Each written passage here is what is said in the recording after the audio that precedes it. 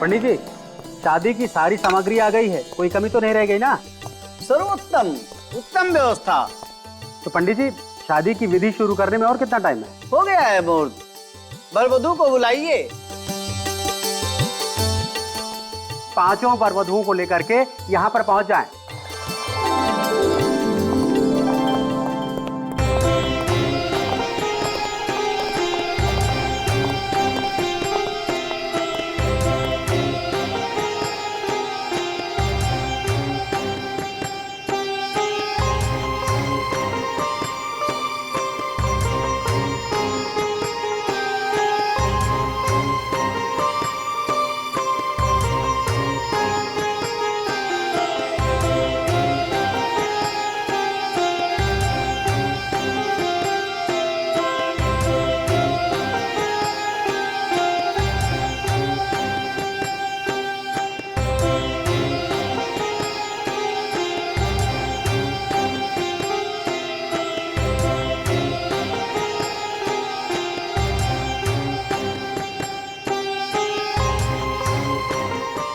वर वधू एक दूसरे को माला पहनावे। वागरधायुधम प्रक्तो वागर।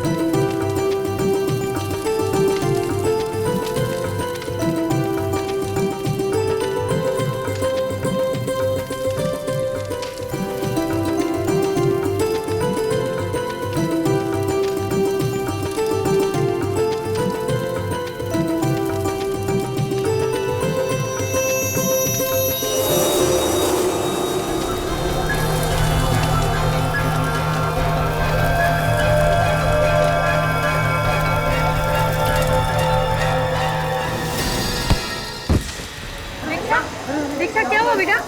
दीक्षा, दीक्षा क्या हुआ बेटा? क्या हुआ?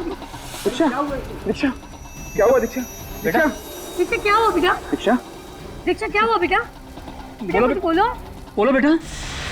मैं डॉक्टर को बुला कर लाता हूँ। हाँ जल्दी जाओ। दीक्षा,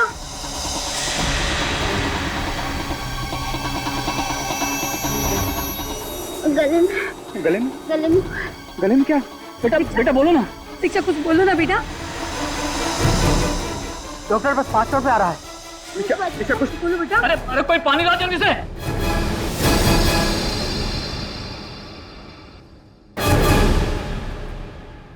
दीक्षा, दीक्षा, दीक्षा क्या हुआ तुम्हें? दीक्षा, दीक्षा, दीक्षा आंखें खोल। दीक्षा मुझे छोड़ के नहीं जा सकती दीक्षा। ठीक है, तो गड़बड़ हो गई। सीआईडी को इन्फॉर्म कर देना चाहिए। सर मैंने आपको फोन किया था, मैं यहाँ का मैनेजर हूँ, मेरा नाम दिनेश है। ये आइए, आप लोग साइड में जाइए प्लीज, प्लीज साइड में जाइए। आइए आइए, पूरा एरिया सील करवा दो। Yes sir.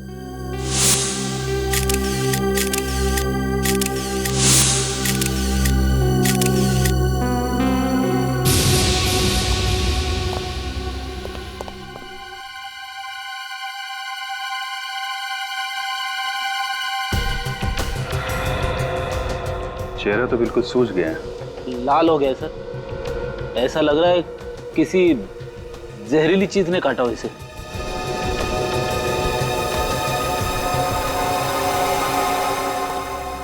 आपके साथ शादी होने वाली थी दीक्षा की? जी हाँ, मेरा नाम अनुज है। अनुज ये बताओ कि एग्जैक्टली यहाँ पे हुआ क्या था?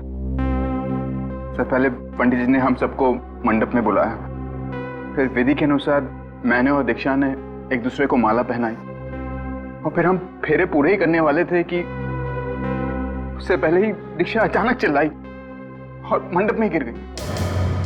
अचानक? जी। अचानक। फिर कुछ कहा उस वक्त उसने? कुछ बोला? जी कुछ कहा तो नहीं, काफी बेचैन हो गई थी, पूरा चेहरा लाल पड़ गया था। और सिर्फ इतना ही कह रही थी कि उसके गले में कुछ क्या? गले में क्या? मैंने वही पूछा था दीक्षा से, लेकिन उसके पहले उसने दम तोड़ दी। आप दीक्षा की? मैं दीक्षा की चाची रीमा, और ये मेरे पति है सूरज। और दीक्षा के माँ बाप? वो इस दुनिया में नहीं रहे, हम दोनों ही उसके लिए सब कुछ थे। सर एक लड़की हंसी खुशी आती है शादी के मंडप में फेर लेने के लिए, अचानक कुछ होता है और 2 मिनट में इसकी मौत हो जाती है। बेटी, लाश को फोरेंसिक लैब भेज दो।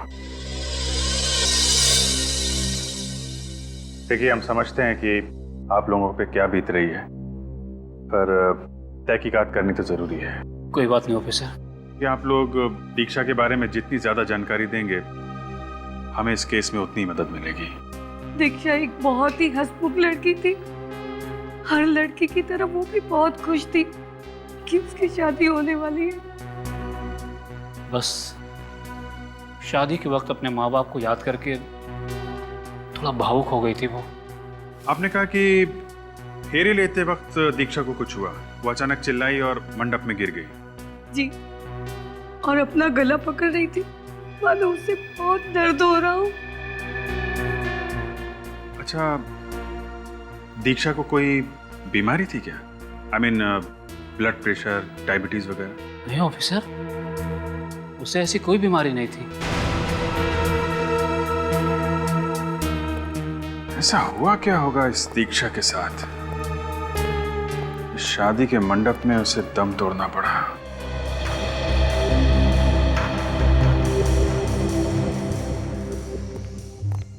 हाँ सारंग, कुछ पता चला किस वजह से मौत हुई दीक्षा की?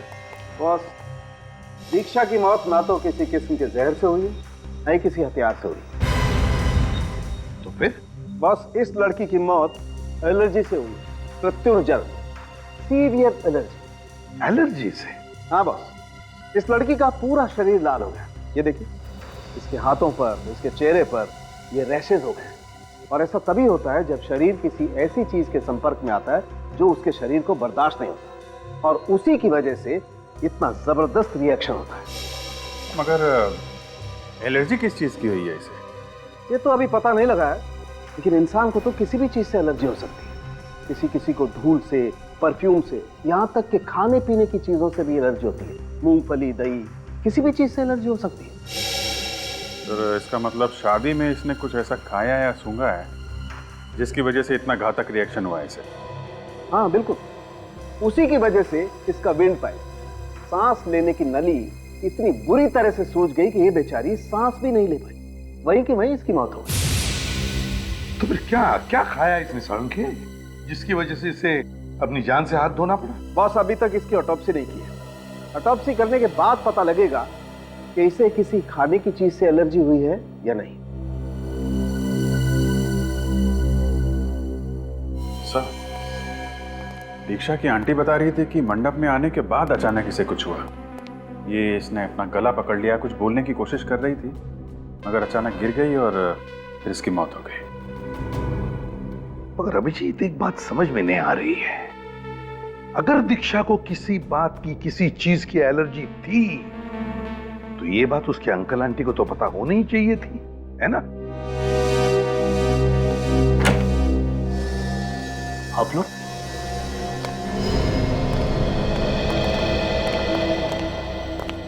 दीक्षा की मौत की वजह का कुछ पता चला? हाँ,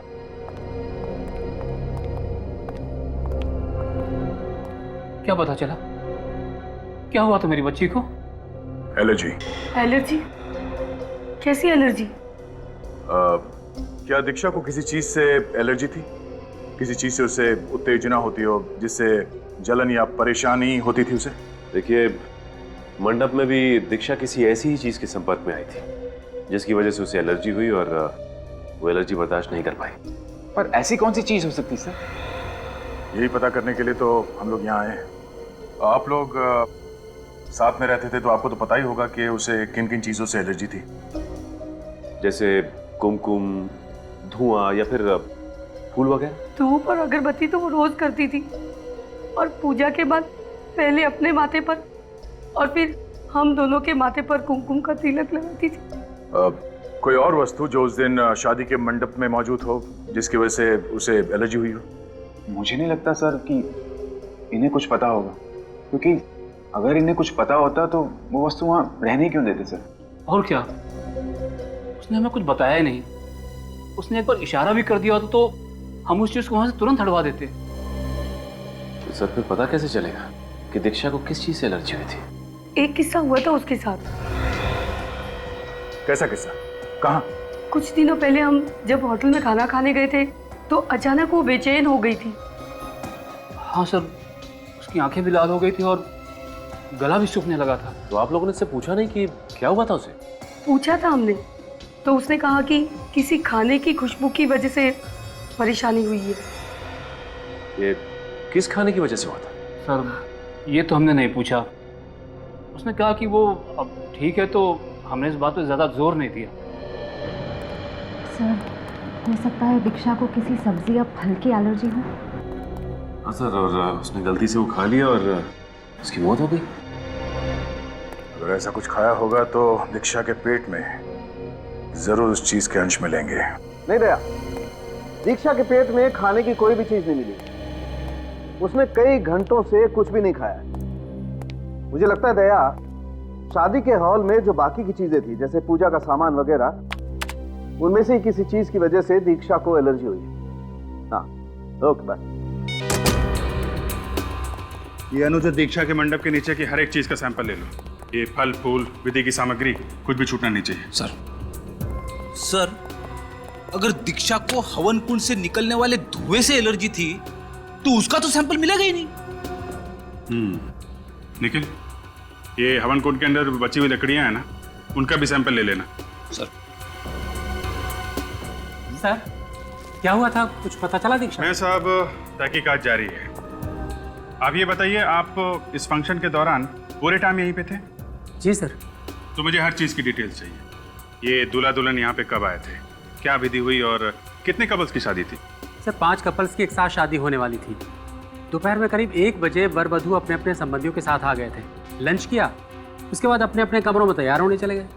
फिर फेरों के समय उन्हें बुलाया गया। वर ने वधू को, वधू ने वर को वरमाला पहनाई। पंडित जी ने उसके बाद फेरों की रस्म चालू कर दी। ये शादी की विधि की सामग्री कौन लाया था? मैं ही लाया था सर। पंडित जी ने जो लिस्ट दी थी उसे ऑर्डर करके हमने पहले ही मंगवा लिया था। आप लेकर आए थे? जी।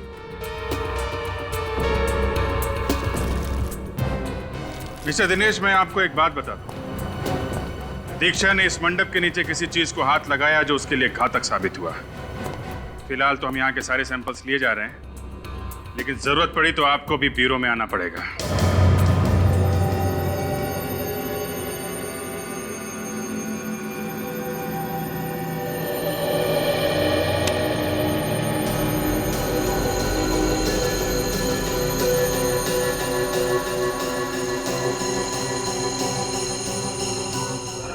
फूलों की माला में ये सर, ये देखिए। क्या हुआ? देखिए, मशरूम्स। मशरूम? दीक्षा की वरमाला में मशरूम? ओह, तारिका, इसका मतलब इस दीक्षा को मशरूम से एलर्जी थी। क्या हुआ सारंगी, तेरा चेहरा ऐसा मुरझाया हुआ क्यों है? मशरूम की वजह से। मशरूम की वजह से? हाँ, और बॉस, इन्हीं मशरूम की वजह से दीक्षा की मौत हुई। क्या? मशरूम से मौत? बड़ी अजीब बात है। हाँ, और ये मशरूम्स हमें दीक्षा की वरमाला में से मिले। दीक्षा की वरमाला में मशरूम कैसे हो सकता है? हो सकता है। तारिका जी ने कहा तो सही कहा होगा। क्यों, तुमको कोई प्रॉब्लम है क्या? मुझे कुछ ये मशरूम दीक्षा की वरमाला में थे। दीक्षा ने वरमाला पहनी, उसे मशरूम की गंध आई, उसे एलर्जी हुई और इस एलर्जी की वजह से उसकी मौत हो गई। मतलब सर जिसने भी ये हरकत की है वो अच्छी तरीके से जानता था कि दीक्षा को मशरूम से एलर्जी थी। लेकिन सर वो कौन हो सकता है? वो कौन हो सकता है? ये दीक्षा के घर वाले या फिर वो फूल वाला जिसने ये वरमाला बनाई, वो बताएंगे।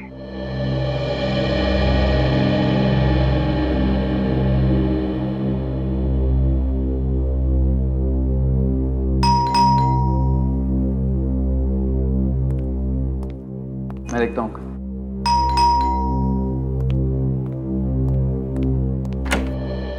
आइए।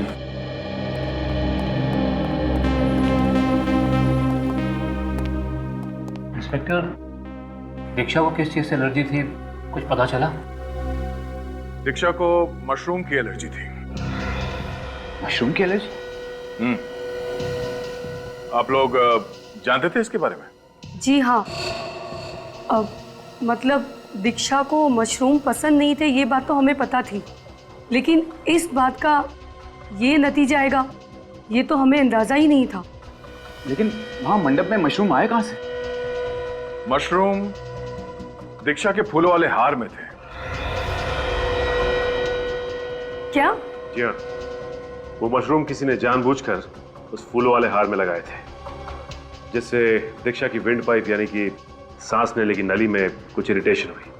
उसकी वजह से उसकी सांसें बंद हो गई। जानबूझकर? जी हाँ, वो जानता था कि दीक्षा को मशरूम से एलर्जी है। और वो ये भी जानता था कि मशरूम दीक्षा के लिए जानलेवा साबित हो सकते हैं। आपका यह कहना किसी ने दीक्षा की जान ली है। खून हुआ है दीक्षा का और हथियार है मशरूम। लेकिन सर कोई दीक्षा को क्यों मारना चाहेगा? ये तो हम भी जानना चाहते हैं। कोई दीक्षा का दुश्मन है क्या? नहीं सर, उसका तो कोई दुश्मन नहीं था। अगर आप लोगों को ऐतराज ना हो तो क्या हम दीक्षा के कमरे की तलाशी ले सकते हैं?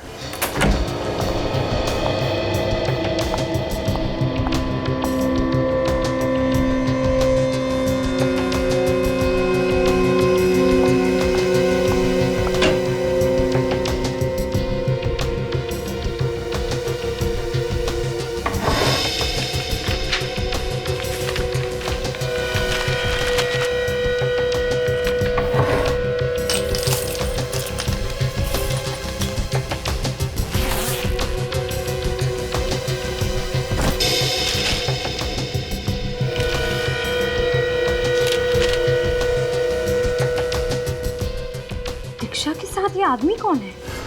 ऑफिसर, ये सुमित है, दीक्षा का पहला मंगेतर। यानी दीक्षा की शादी पहले किसी और के साथ तय हुई थी? जी हाँ, लेकिन शादी वाले दिन ही मंडप में शॉर्ट सर्किट की वजह से भयानक आग लग गई। उसमें कई लोग मारे गए।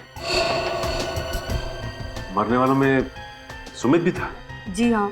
अच्छा, जब आग लगी उस वक्त दीक्षा और आप लोग कहाँ थे? बताइए, आप सब लोग उस वक्त कहाँ थे? हम लोग मंडप छोड़कर वापस आ गए थे। मंडप छोड़ के वापस आ गए थे? लेकिन क्या वजह थी? शादी वाले दिन दीक्षा को पता चल गया कि सुमित गैर कानूनी धंधे करता था। इस बात को लेकर दोनों में बहुत बहस हुई। दीक्षा ने उससे अपनी शादी तोड़ दी और हम लोग वापस आ गए। और आग उसके बाद लगी? जी हाँ। सुमित का स्वभाव अच्छा नहीं था। गुस्सा करना, लड़ाई झगड़ा करना, गाली गलौज करना, ये सब उसकी आदत थी। सर, जिस पे शक किया जा सकता था वो सुमित तो पहले ही मर चुका है। सर, अब हम कैसे पता लगाएंगे कि दीक्षा के हार में मशरूम्स किसने लगाए थे? कि मशरूम किसने लगाया है वो तो हार बनाने वाला ही बताएगा।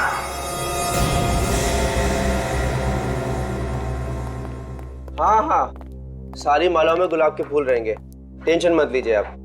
हाँ हाँ, 9 बजे तक डिलीवरी हो जाएगी। कहिए साहब, क्या चाहिए आपको? मशरूम की माला। मशरूम की माला? देखिए, हम मशरूम की माला नहीं बनाते और ना ही मशरूम बेचते हैं। कल जो सामूहिक विवाह हुआ था उसमें तुम्हारे यहाँ से 5 वरमालाओं की डिलीवरी हुई थी, जिसमें से एक में मशरूम लगाए गए थे। क्यों? हाँ, डिलीवरी जरूर मेरे यहाँ से हुई थी, लेकिन हमने कोई मशरूम नहीं पिरोया था उसके अंदर। उस माला में लगी हुई मशरूम की वजह से एक लड़की को एलर्जी हुई और उसकी मौत हो गई। क्या मौत हो गई? सर मैं सच कह रहा हूँ सर, हमने ऐसी कोई माला नहीं बनाई है जिसमें मशरूम हो सर। देख, सच सच बता दे, उस माला में मशरूम आए कहां से? सर मुझे नहीं पता कहाँ से आया। उन मालाओं को मैंने अपने हाथों से बनाया था और उन टोकरियों को मैंने इन पेपर से पैक किया था, इन गोल्डन कलर के पेपर से सर। मेरे यकीन कीजिए सर। अगर मालाओं में मशरूम इसने नहीं मिला है तो फिर किसने मिला है? दिनेश जी, शादी की वरमाला की टोकरियां आपने अभी भी संभाल कर रखी हैं? जी सर, संभाल के रखिए, अभी तक नहीं पिकवाई। तो लाइए जरा, हमें चेक करनी हो।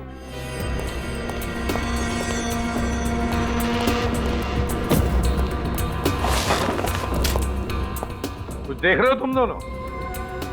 हाँ सर, बाकी सभी टोकरियों पर गोल्डन कलर का पेपर चढ़ा हुआ है। सिर्फ ये एक टोकरी है जिस पर सिल्वर कलर का पेपर है। ये नंबर्स, इनका क्या मतलब है? मैडम, हमने कपल्स को कुछ नंबर दिए थे, तो वही नंबर हमने टोकरी पर डाल दिए। और दीक्षा और अनुज को कौन सा नंबर दिया गया था? 4 नंबर। 4 नंबर। डिलीवरी किसने ली टोकरियों की? सर, फूल वाले से डिलीवरी तो हमने ही ली थी, लेकिन मैं बहुत बिजी था, तो रवि को हमने प्रॉप रूम की चाबी दे दी थी कि वो टोकरियां वहां पर रख दे। Prop room? कहाँ है आपका प्रॉप रूम? सर इस तरफ। चलिए दिखाइए। आइए सर। आप ये टोकरियां लेकर आइए।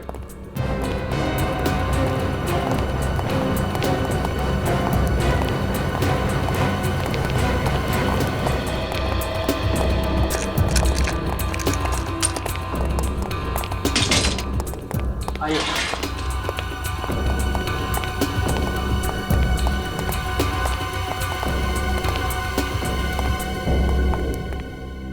तो ये है वो जगह जहां पर ये सारा शादी का सामान रखा जाता है? हैं? टोकरियां यहीं पर रखी थी? जी सर, ये यहाँ इस टेबल पे सर। अच्छा, टोकरियां यहां पर रखी थी। ठीक है रजत, श्रेया, काम करो, इस जगह का कोना कोना छानो और देखो कुछ मिलता है क्या। जरूर किसी न किसी ने तो यहाँ अंदर आके छेड़छाड़ की है वरमालाओं के साथ। सर लेकिन सर, इस कमरे में स्टाफ के अलावा और किसी को आने की परमिशन नहीं है, फिर बाहर वाला ऐसे कैसे आ सकता है? तो फिर आप में से किसी ने किया होगा ये, समझा? आप में से। सर, आप मुझ पर शक कर रहे हैं? ये आप पर भी और आप पर भी। जब तक हमारी तहकीकात पूरी नहीं होती हम किसी को नहीं छोड़ते, किसी को भी नहीं।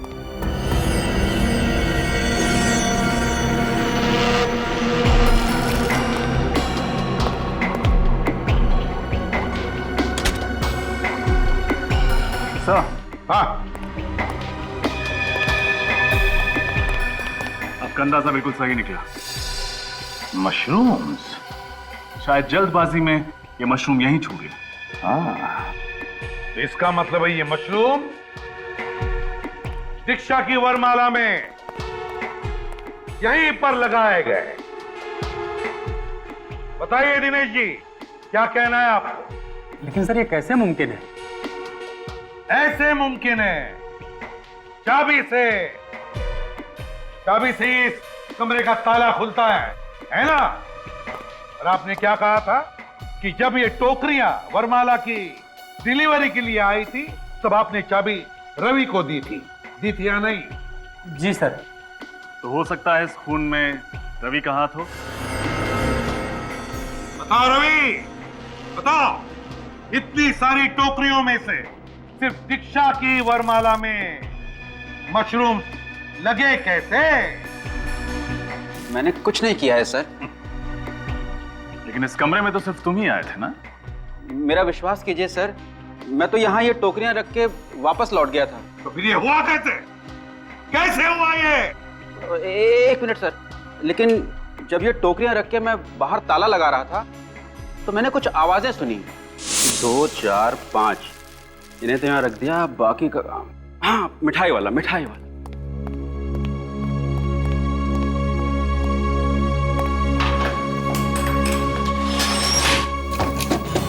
क्या आवाज? लगता कुछ सामान गिरा होगा। क्या नया बवाल है। यहाँ तो सब ठीक है, बाहर से आई होगी।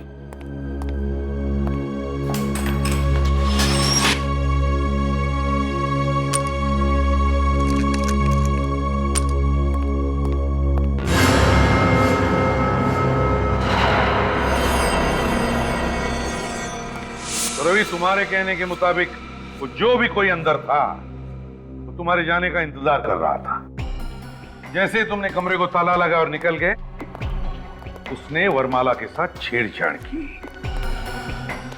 और सर, उन नंबर्स की मदद से खूनी को पता चल गया कि दीक्षा की टोकरी कौन सी है। हाँ, लेकिन एक बात समझ में नहीं आ रही है, जो भी कोई अंदर था जिसने ये छेड़छाड़ की होगी, वो कमरे के बाहर गया कैसे?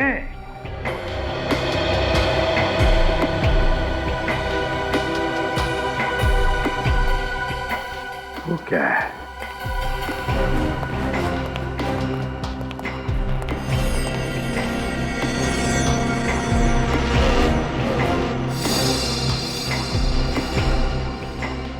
ये देखो,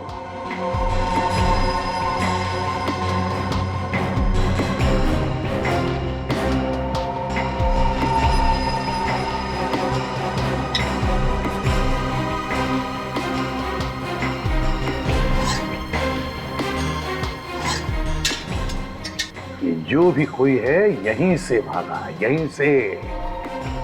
और ये सारे कांच वापस लगाने के बाद बाहर से ये लास्ट वाली कांच हड़बड़ाहट में टूट गई। बाहर चलकर देखते हैं।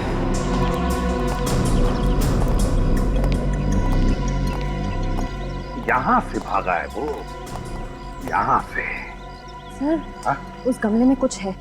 क्या है? देखो।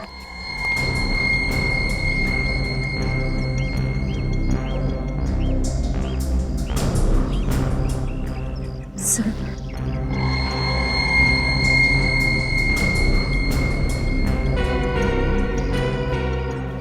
लगता है कोई लकड़ी की किचन का टुकड़ा है। लेकिन सर, ये किचन किसकी हो सकती है? खूनी का।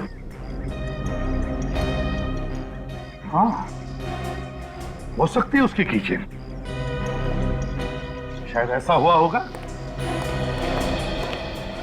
जब वो खूनी यहां से भागने की कोशिश कर रहा था तो शायद उसकी कीचेन यहां कहीं पर भी अटक गई होगी, लकड़ी की होने की वजह से टूट गई और ये हिस्सा गमले के अंदर गिर गया। मुझे ये कोई अक्षर लगता है।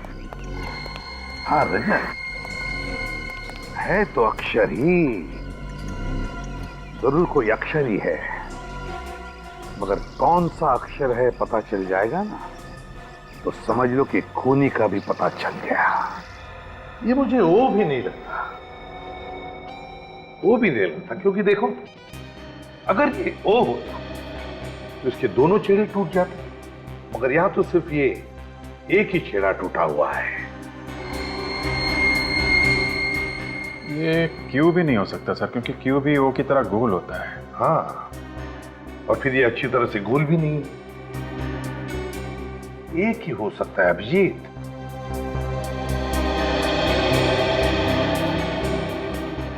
एस।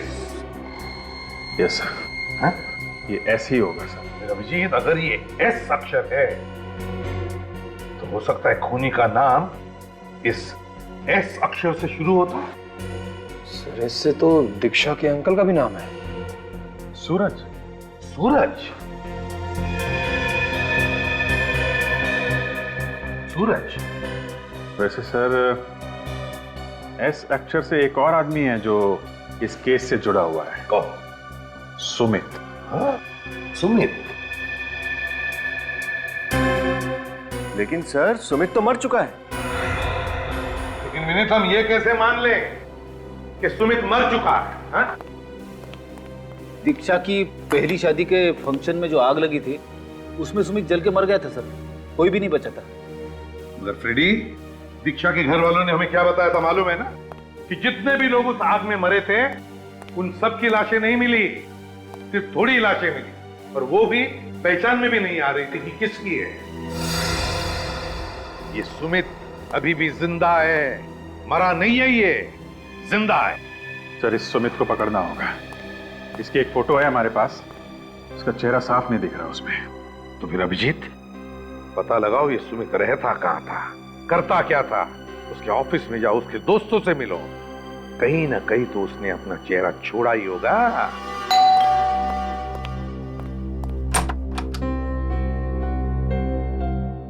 जी हाँ मिस्टर राजीव जी, हमें आपके दोस्त और कॉलीग मिस्टर सुमित के बारे में जानकारी चाहिए। सुमित? उसकी तो कुछ समय पहले। जी हाँ वही। हमें आपके ऑफिस गुड फाइनेंस से पता चला है कि एक आप ही हैं जिसके साथ सुमित की बनती थी, और वो सिर्फ आपकी बात कभी कभी मान लिया करते थे। जी हाँ, बात यह है कि सुमित बहुत गर्म दिमाग का था, पर उसमें पेशेंस तो बिल्कुल नहीं थी। छोटी छोटी बात को लेकर चिढ़ जाया करता था, और इसी कारण उसका ऑफिस में आए दिन किसी ना किसी से झगड़ा होता था। आप दोनों इतने करीब थे तो उनकी कोई फोटो तो होगी ना आपके पास? सॉरी मैम, फोटो तो कोई नहीं है। कुछ तो होगा। अब ऑफिस के किसी पार्टी की फोटोज, किसी दोस्त के बर्थडे पार्टी की वीडियो रिकॉर्डिंग, कुछ भी जिससे पता चल सके कि सुमित दिखता कैसा था। आशीष की शादी। ये आशीष कौन है? आशीष हमारा कॉमन फ्रेंड है, उसकी शादी में हम सब लोग गए थे, सुमित भी वहां आया था। आशीष के पास उसकी रिकॉर्डिंग है। आशीष का पता बताइए। सर ये आशीष की शादी की सीडी मिल गई है सर। इसे देखकर पता चल जाएगा कि सुमित दिखता कैसा है। चलो चला कर देखते हैं।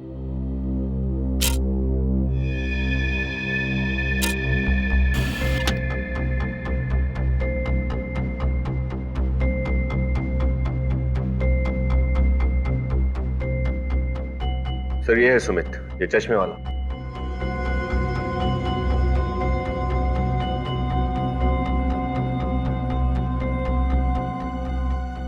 बार बार चश्मा ऊपर कर रहा है सर, आपने देखा? इसको चश्मा ऐसे ऊपर करने की आदत है लगता है। हाँ, यूं। सर ये रहे सुमित के बैंक अकाउंट की डिटेल्स। सुमित ने 20 जनवरी को अपने अकाउंट से सारे पैसे निकाल लिए थे। क्या कहा? सुमित ने 20 जनवरी को अपने अकाउंट से सारे पैसे निकाले? लेकिन अभिजीत, दीक्षा के घर वालों ने तो हमें कहा था कि 16 तारीख को शादी के मंडप में आग लगी थी। 16 तारीख को, जिसमें सब लोग मर चुके थे, यहां तक कि सुमित भी जल चुका था। तो फिर 20 तारीख को सुमित ने ये पैसे निकाले कैसे? मैंने कहा ना, ये जिंदा है सुमित, जिंदा है, और उसने दीक्षा से बदला भी लिया है। Hello, CID bureau. हाँ सूरज जी, क्या? एक मिनट, क्या नाम लिया? ओके, आप चिंता मत कीजिए, हम लोग पहुंच रहे हैं। सर, कुछ गुंडों ने सूरज पे हमला किया है और ये अनुज को किडनैप भी कर लिया है। ये गुंडे काला नगर की बात कर रहे थे सर। अभिजीत, दयाको को सूरज के घर पहुंचने के लिए हम लोग काला नगर चलते हैं।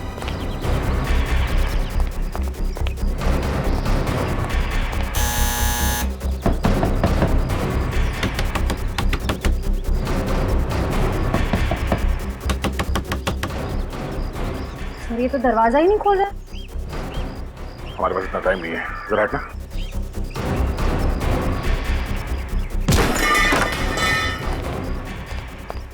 ये क्या? ये कमरा तो पूरा तहस नहस हो गया।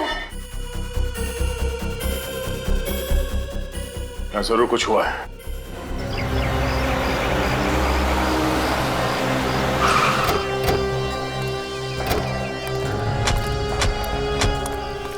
दीक्षा के पिताजी ने इसी जगह का नाम बताया था ना?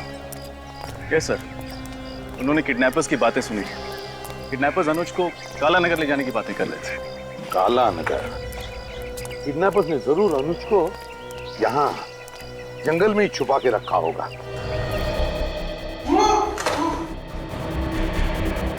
यहाँ से आवाज आ रही।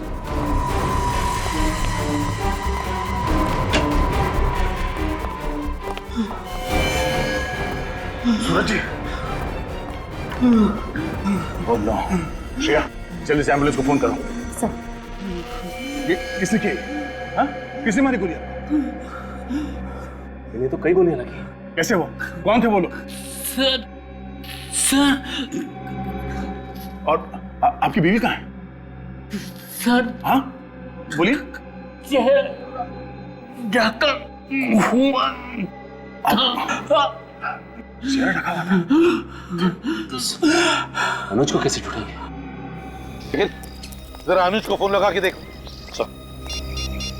पहले दीक्षा, फिर उसके अंकल, और अब ये अनुज।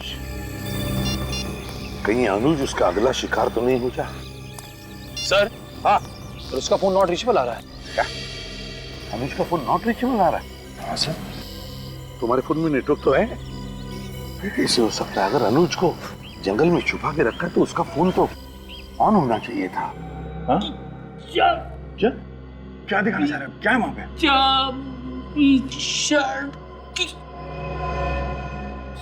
चाबी? सचिन, संभाल लेने।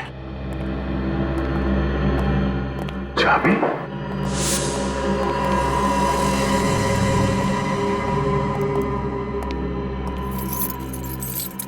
ओह, ये टूटी हुई कीचेन।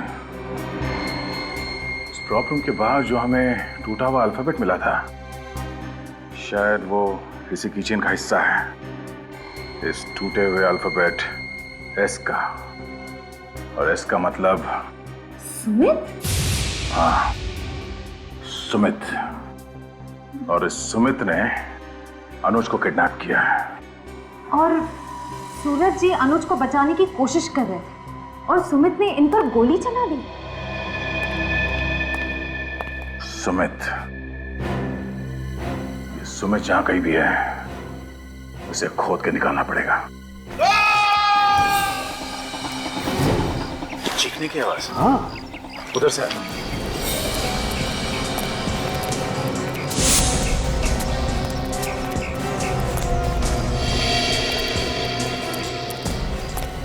अरे अनुज,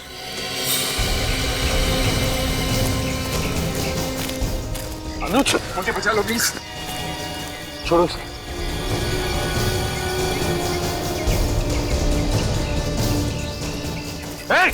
कौन हो तुम? पकड़ो इसे।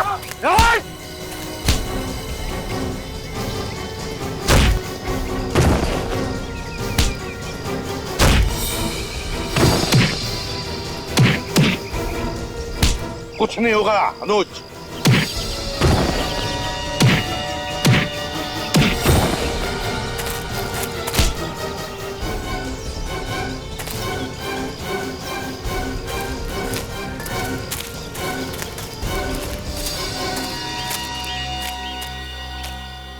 लगता है अक्ल से बहुत दुश्मनी है तुम्हारी, इसीलिए सीआईडी वालों से पंगा ले रहे थे। हाँ?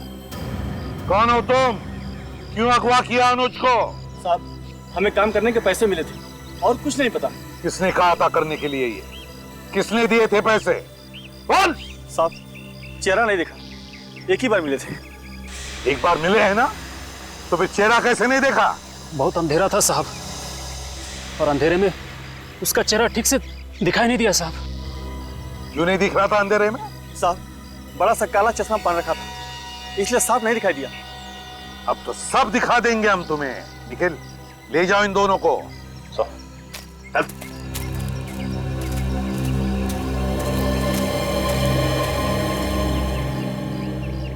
अनुज, अच्छा हुआ सर अब टाइम पे आ गए, नहीं तो इन दोनों ने तो मुझे मार ही दिया होता। कुछ नहीं होगा तुम्हें अनुज, अब हम लोग आ गए ना, कुछ नहीं होगा। ये बताओ कैसे हुआ ये सब, कब हुआ? सर मैं और अंकल घर पे बैठे हुए थे, आंटी नहीं थी। अचानक ये दोनों किडनैपर्स घर में घुसा और इन्होंने मेरे सर पर बंदूक रख दी। इनसे बचकर अंकल ने आपको फोन करके इत्तला तो कर दी, लेकिन इन किडनैपर्स ने अंकल की बात सुन ली और तुरंत अंकल को गोली मार दी और मुझे जबरदस्ती उठा के यहाँ ले आए। पता नहीं कौन है सर जो मेरी जान का दुश्मन बना बैठा है सर।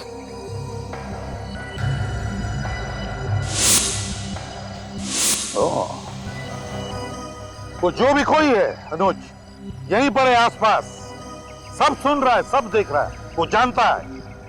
लेकिन सर मैंने तो सुमित को कोई भी तकलीफ नहीं दी, और अब तो दीक्षा की भी मौत हो चुकी है, तो मेरे पीछे क्यों पड़ा हुआ है सर?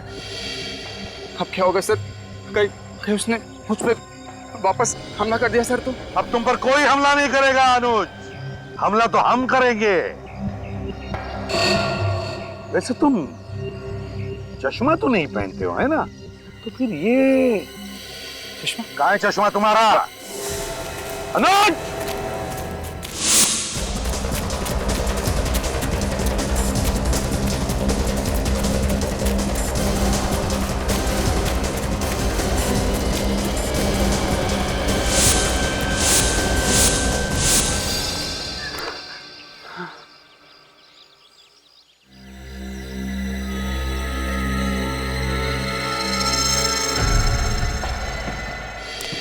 बहुत भाग लिए, थक गए होंगे।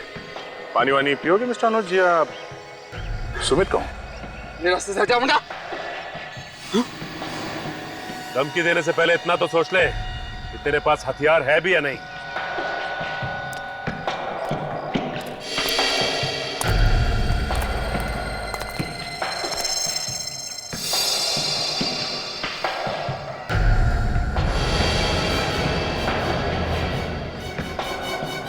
छोड़ दो। छोड़ दे। बहुत दौड़ा है मिस्टर अनुज, मगर सीआईडी को बेवकूफ बनाना आसान नहीं है मिस्टर सुमित। दीक्षा से बदला लेना चाहता था मैं, क्योंकि उसने शादी वाले दिन हमारे मंडप में मुझसे शादी तोड़ के मेरा और मेरी फैमिली का अपमान किया था। दीक्षा तुमसे शादी नहीं करना चाहती थी तो क्या तुम उस पर जबरदस्ती करते? हाँ? लेकिन यही बात वो मुझे शादी से पहले भी बता सकती थी ना। उसने शादी वाले दिन मुझे क्यों बताया? क्योंकि उसी दिन उसे तुम्हारे गैर कानूनी करतूतों के बारे में पता चला था। क्या करती वो बेचारी? हाँ? बेचारी नहीं थी, बेचारे तो थे मेरे माँ बाप, मेरे भाई बहन, जो उस मंडप में लगी आग में जलकर मर गए। लेकिन मैं बच गया। मेरा चेहरा और तुम्हारा चेहरा जल गया तो तुमने प्लास्टिक सर्जरी करवाई, नया नाम लिया, नया चेहरा बना, नई जिंदगी बन गई और फिर दोबारा तुम दीक्षा की जिंदगी में घुस गए। हाँ, तुम इसके करीब आए, उसे शादी के लिए मना लिया और शादी के मंडप तक उसे ले आए। हाँ? हाँ, क्योंकि मैं भी उसे मंडप में ही मारना चाहता था। तरीका भी क्या आजमाया? मशरूम से मौत। क्योंकि तुम दीक्षा के इतने करीब आ गए थे, तुम जान गए थे कि उसको मशरूम से एलर्जी। हाँ, दीक्षा के चाचा को गोली क्यों मारी? क्योंकि एक एक करके मैं दीक्षा की पूरी फैमिली को खत्म करना चाहता। तो फिर तुमने अपनी किडनैपिंग का नाटक क्यों किया? ताकि मुझ पर सीआईडी को शक ना। शक तो तुम पर आखिर तक नहीं था अनुज। नया नाम, नया चेहरा, नई जिंदगी, मगर आदतें वही पुरानी। नाक पर चश्मा ठीक करने की आदत, उसी आदत ने तुम्हें फंसा दिया अनुज। उसी आदत ने। भगवान ने तुम्हें आग से बचाकर एक नई जिंदगी दी थी, मगर बदले की आग में तुमने वो भी गंवा दी। बेचारी दीक्षा को मार डाला। तुम्हें तो फांसी होकर ही रहेगी।